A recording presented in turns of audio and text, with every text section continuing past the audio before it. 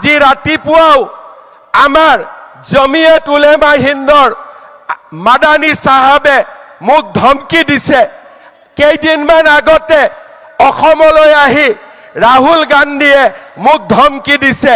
মই আজি মাদানী আৰু ৰাহুল গান্ধীক এটাই কথা ক'ব খোজো, আপোনালোকে যিমানেই মোক ধমকি দিব, অসমক আপোনালোকে যিমানেই ধমকি দিব চেষ্টা কৰিব, অসমে লাচিতৰ হেংদান আকৌ এবাৰ হাতত তুলি ল'ব আৰু আমি প্ৰমাণ কৰিম যে অসমীয়ায়ো অসমবাসীয়েও ভাৰতীয় লোকসকলে কেনেকৈ জীয়াই থাকিব লাগে আমি তাক জানো আৰু সেই সংগ্ৰামখন আমি আকৌ এবাৰ যুঁজিব খুজিছো, আমি জিকিব খুজিছো।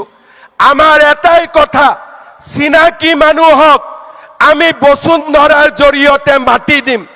চিনাকি মানুহক আমি বসুন্ধৰাৰ জৰিয়তে মাতি দিম আৰু অচিনাকি মানুহৰ পৰা এক টুকুৰ মাটি কাঢ়ি ননালৈকে আমি ক্ষান্ত হৈ বহি নাথাকিম।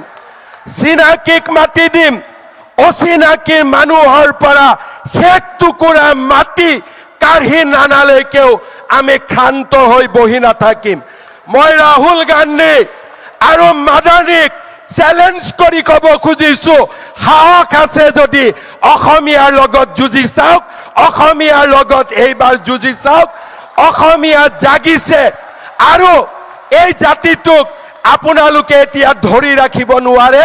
শেষ বিন্দু বুকুৰ তেজ থাকালৈকে আমি যুঁজিম আৰু অকল আমি যুঁজিমেই, এনে নহয় আমি জিকিম। এই হৈছে আমাৰ সংকল্প।